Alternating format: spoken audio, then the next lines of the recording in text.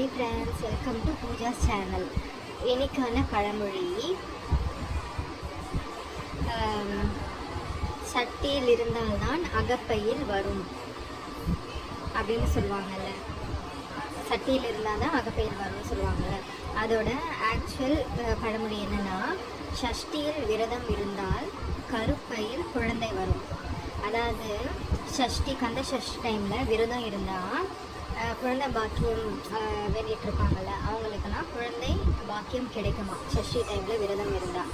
அதை தான் என்ன சொல்லுவாங்கன்னா, சஷ்டியில் விரதம் இருந்தால் குழந்தை பாக்கியம் வரும். அது அப்படியே